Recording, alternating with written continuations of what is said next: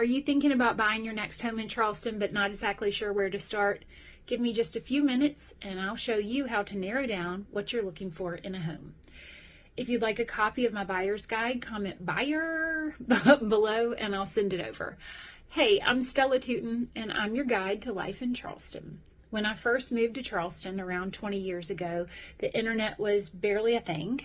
And so figuring out where to live, much less what to do here, was hard. It was a lot of trial and error. And now that I've lived here and sold real estate here for so many years, I can give you an insider perspective into what it's like to live here. So you don't have to do that trial and error thing yourself. So stick around. Let's dive into how to figure out what you want in a house. Lots of times my clients know exactly what they want in a house. They need 3 bedrooms and an office, no HOA, a large kitchen, generous entertaining spaces. They want it in Mount Pleasant, and they want it zoned for Mount Pleasant Academy. Okay, great. I know exactly what to look for these clients. But occasionally, I do have people who do not know where to start. They come to me and say, I want a house. And I'll say, how many bedrooms? And they'll say, I don't know. At least one. And I'll say, well, do you want the house updated or are you willing to do it yourself?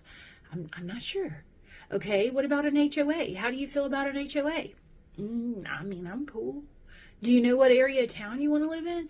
No, I'm open. Anywhere's good. I can be wherever. Listen, when I first started selling, I thought this was an ideal situation. It sounded like the world was wide open for these people. We just had to find anything in their price point and they would be happy. But the truth is that it's just a situation like this just makes buyers frustrated and it wastes their time. Because here's the thing, at the end of the day, we all know what we would prefer. Have you ever experienced that feeling when someone says to you, hey, Sally, do you want some ice cream? I have vanilla and I have chocolate. Which one do you want? And you say, sure, I'll have either. Because you really do think you'd like to have either.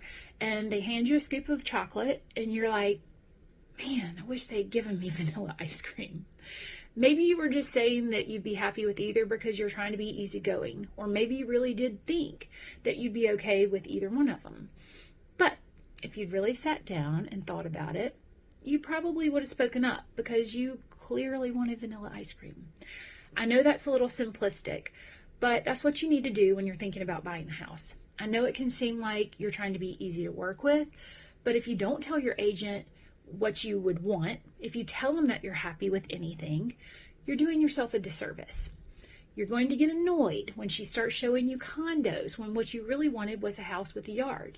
It's like, why can't she just read my mind? So, before you talk to your agent, think about your life. Think about how you want to live in your house. Create a list of everything you would desire in it. Bedroom count, bathroom count. Do you work from home? Are you a chef? Do you like putting your own mark on a house? Is the commute important? Does the idea of having a pool in the backyard make you sweat? Is that in a good or a bad way? What about school zoning? Maybe you care about the HOA payment or even having an upstairs laundry room.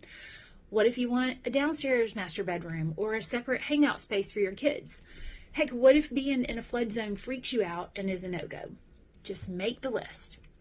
After you've made that list, now you have to break it down even more into needs and wants. Think about it like this. A need is something that you have to have.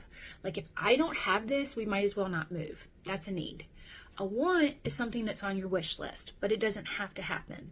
And listen, don't let someone tell you your need should be a want. For me, I have 3 kids and I work a lot and I don't have a maid.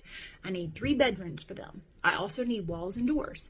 I do not want open concept because I need to be able to hide the clutter away from visitors by shutting the door. I had a friend that told me, Stella, that's a want. That's not a need. Well, Susie, I beg to differ. You haven't lived with these children. So don't let anybody tell you what goes on each list. That's for you to decide.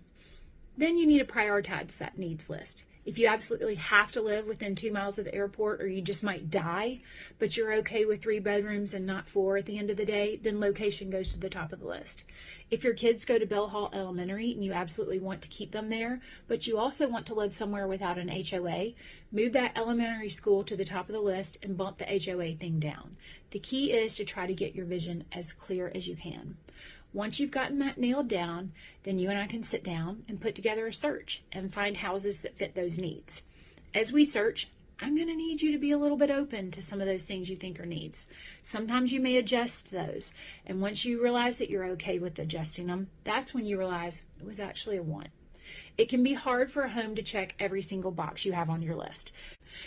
For example, now that you have identified that being at Bell Hall Elementary is the most important item on your list, you may have to let go of the idea of living without an HOA.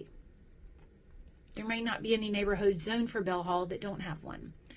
I'm really sorry, Bob, but you're going to have to bring your trash can back into the garage the same day as trash pickup.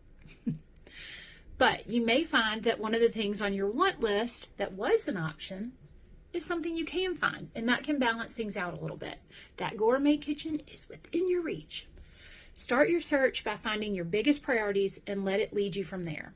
I hope that was helpful. If you'd like more insights on what to look for when buying a home in Charleston, comment buyer below, and I'll send you my buyer's guide. Stay in touch.